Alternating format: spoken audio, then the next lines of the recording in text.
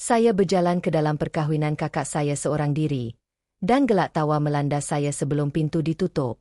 Bukan bisikan, ketawa penuh. Suara ayah mencelah di dalam bilik, keras dan kejam, mengatakan saya tidak dapat mencari tarikh pun. Aku terasa tangan menolak bahuku.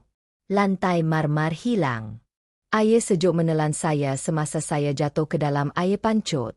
Untuk sesaat, tiada siapa yang membantu. Mereka bertepuk tangan. Orang dewasa bertepuk tangan manakala saya berdiri menitis. Dihina.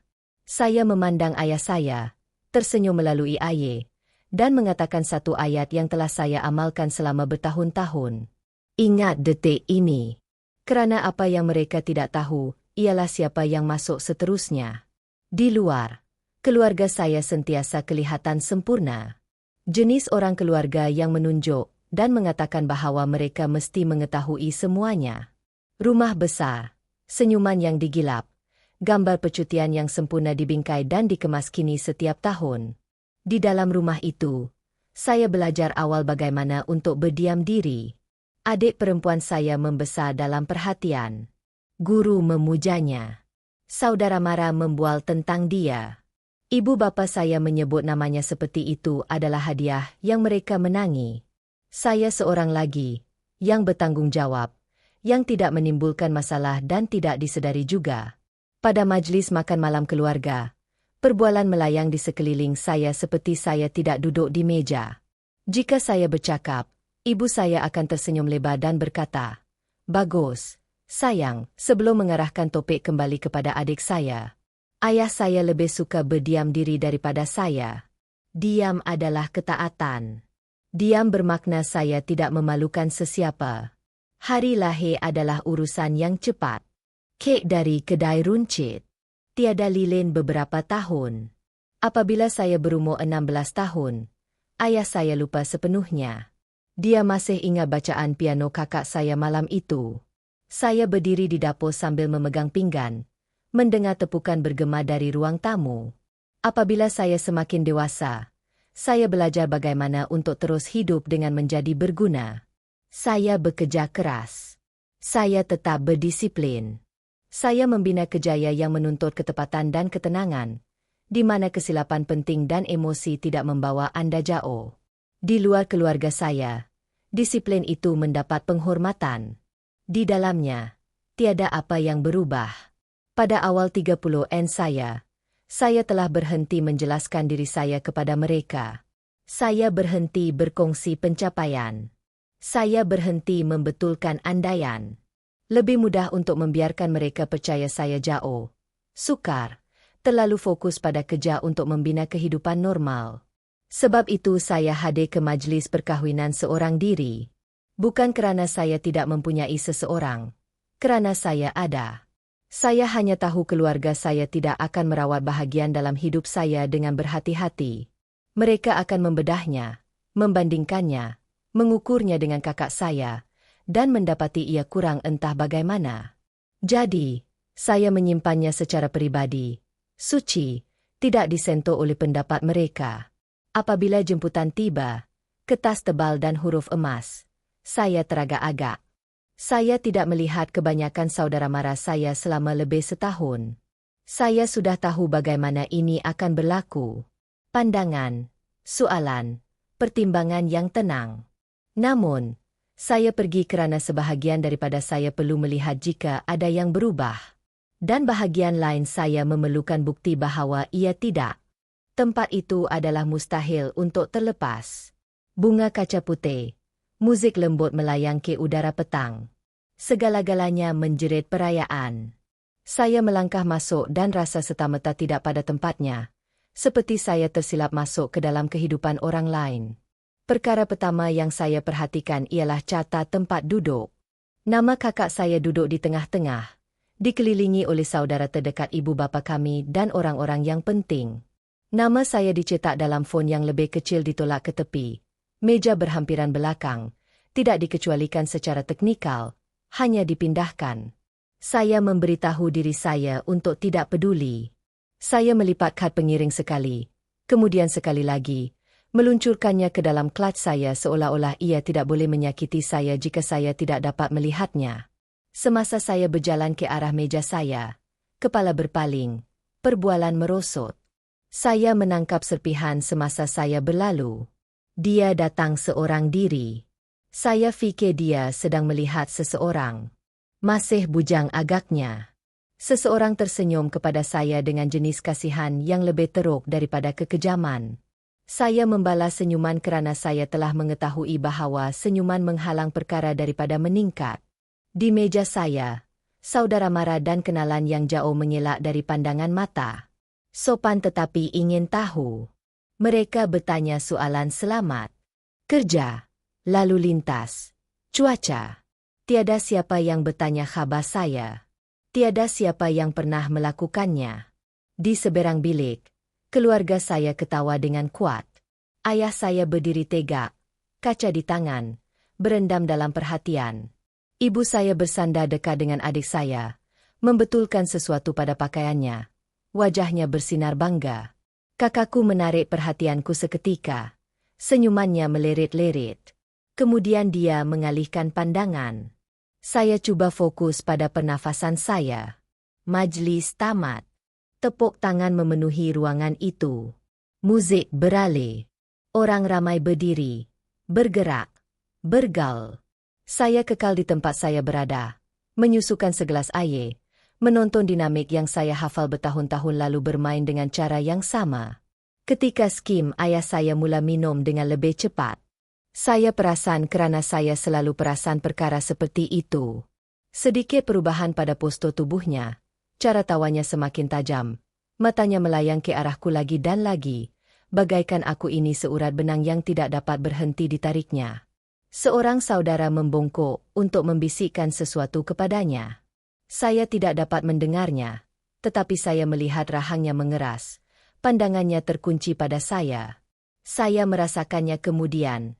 Tekanan yang biasa di dada saya, isyarat amaran. Apabila ayah saya berdiri, bilik itu bertindak balas secara automatik. Perbualan senyap. Cermin mata berhenti di udara. Dia mempunyai kesan itu kepada orang ramai. Dia selalu ada.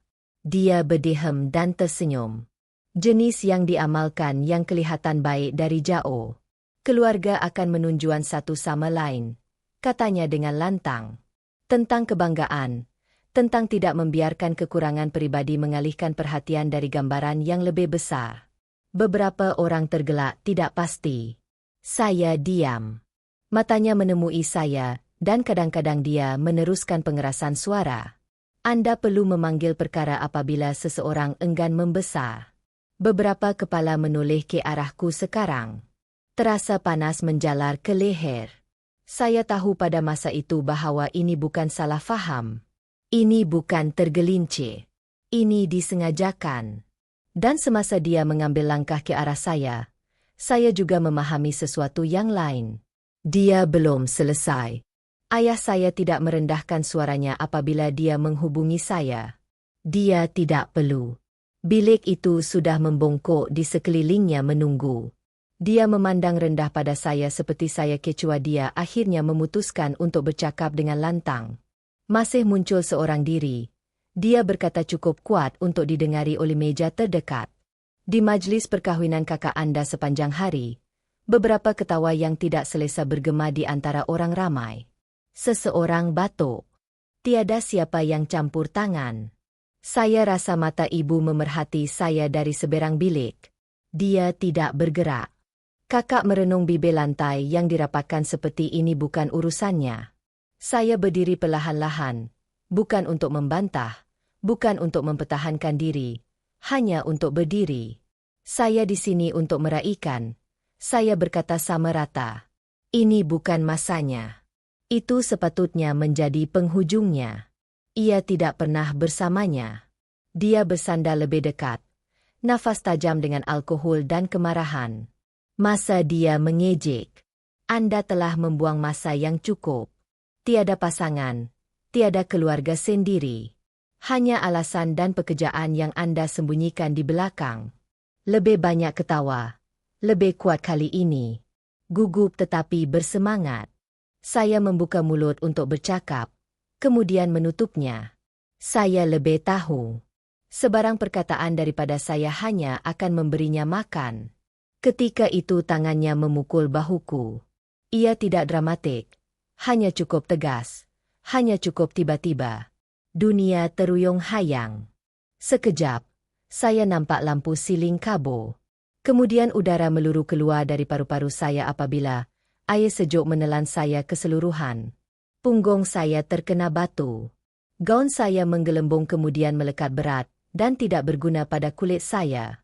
Kejutan itu mencuri nafas saya. Apabila saya muncul, air mengalir ke muka saya. Rambut terpampang ke pipi. Saya mendengar nafas pertama, kemudian bertepuk tangan. Tidak semua orang, tetapi cukup.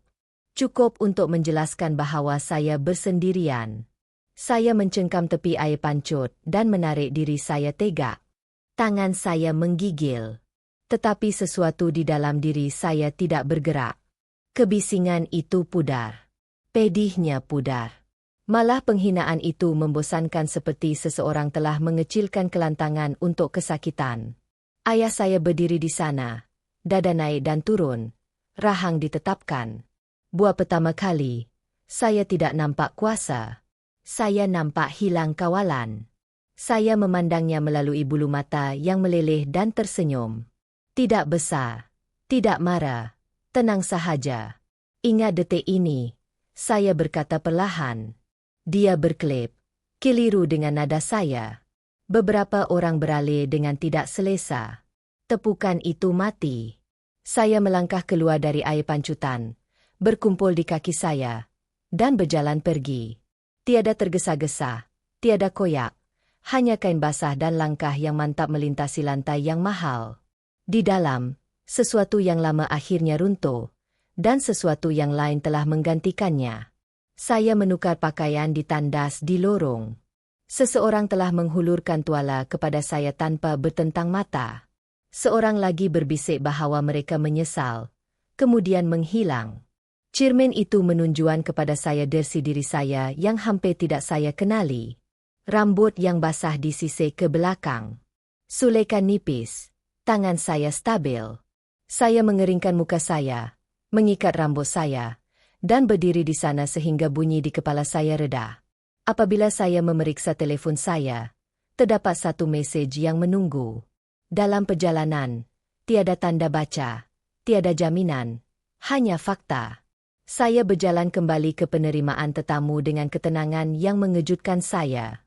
Perbualan terbantut apabila orang perasan saya tidak bersembunyi. Aku mengambil tempat berhampiran pintu masuk. Bukan meja keluarga, bukan belakang. Di suatu tempat yang neutral, di suatu tempat yang kelihatan. Masa bergerak berbeza ketika itu. 5 minit terasa lama. 10 berasa tidak berkesudahan. Ayah mengelak memandangku. Ibu saya berpura-pura tiada apa-apa. Ketawa terlalu kuat dengan orang yang tidak tahu di mana harus meletakkan mata mereka. Kakak terus melicingkan bahagian hadapan bajunya seperti berkedut jika berhenti menyentuhnya. Kemudian udara berubah. Ia tidak dramatik pada mulanya. Hanya peralihan halus, jeda dalam perbualan. Beberapa kepala menoleh ke arah pintu. Sepasang lelaki melangkah masuk mengimbas bilik tanpa membuat sebarang kejadian. Mereka tidak tergesa-gesa. Mereka tidak mengumumkan diri mereka. Mereka kelihatan seperti mereka milik di mana sahaja mereka berdiri. Muzik menjadi lembut. Seseorang berhampiran bar menjadi senyap pada pertengahan ayat. Ayah saya mengerutkan kening dan meluruskan secara naluri. Mencapai kawalan. Dia mengorak langkah ke hadapan. Ini adalah acara pribadi, katanya, bersuara tajam. Anda tidak boleh masuk begitu sahaja. Salah seorang lelaki itu langsung tidak memandangnya. Dia bercakap.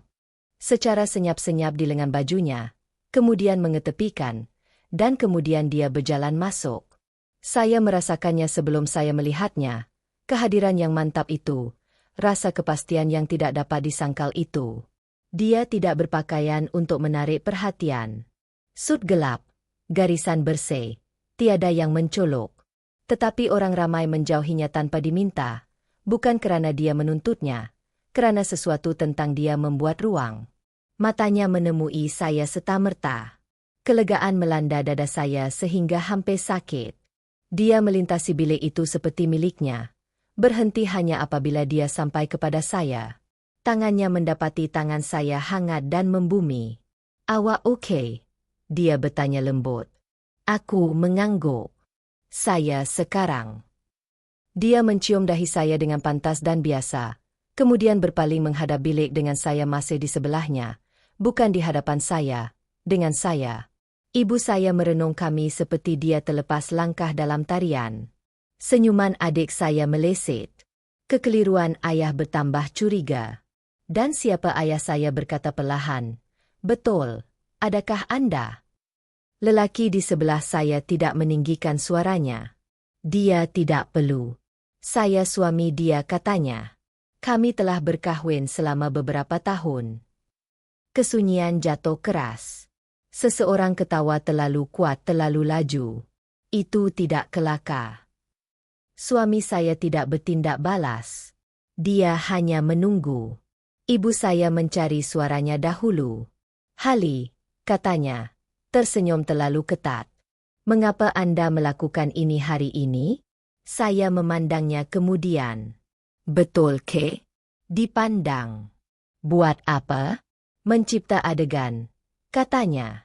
"Pada hari perkahwinan adik awak." Tangan suami saya mengerat sedikit di sekeliling saya. Dia bercakap sebelum saya bercakap. "Adegan itu sudah berlaku," katanya tenang. "Saya baru sampai selepas itu." Seorang lelaki berhampiran belakang mengeluarkan teleponnya sambil menatal dengan marah. Matanya terbeliak. Dia membisikkan sesuatu kepada wanita di sebelahnya. Dia menutup mulutnya. Kakak saya maju selangkah. "Ini mengarut," katanya. "Dia tidak mempunyai suami.